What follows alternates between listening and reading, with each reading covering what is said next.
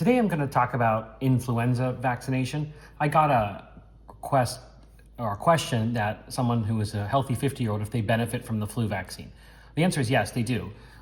Flu is a viral infection. It's a specific viral infection caused by either influenza A or influenza B, and it has this seasonality that we're all familiar with in temperate climates like the United States, like Canada, where in our winter, colder months, the virus circulates. It doesn't go completely away in summer, but it's at a very low level. And the flu vaccine, a couple things that are important to know about it. It's not necessarily designed to prevent you from getting the flu.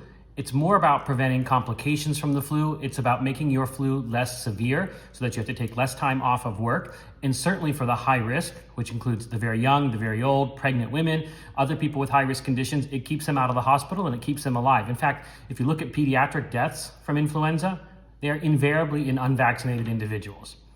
But the flu vaccine isn't our best vaccine. As I said, it doesn't really stop the flu that great. Sometimes it does, sometimes it doesn't. And that's because they have to pick the strains to put into it. There are 3 strains that are in our flu vaccines, and those have to be picked pretty well ahead of time before the season in order to make sure that the vaccines are ready when fall hits. And that can lead to mismatches. And sometimes it can be a pretty bad mismatch. And some years it's pretty good. But even when it's mismatched, the vaccine's ability to prevent against hospitalization, emergency department visits is pretty good. And it does give you some protection for the duration of the flu season.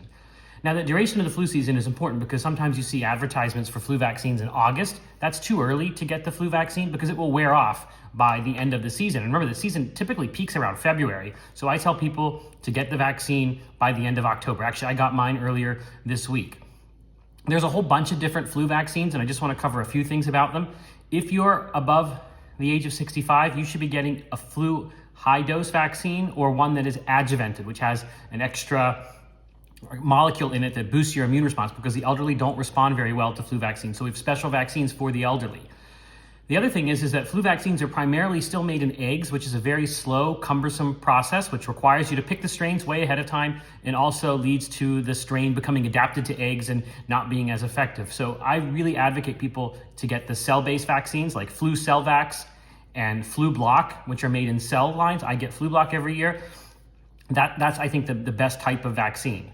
And then we also have Flu Mist, which is a nasal spray vaccine that younger people can get. And you can actually get that mail order now. You can self-administer it, which is another innovative way to giving that. So we've got a lot of flu vaccines out there. I think people should go get their flu vaccine today before the month is over and before the flu season starts in earnest.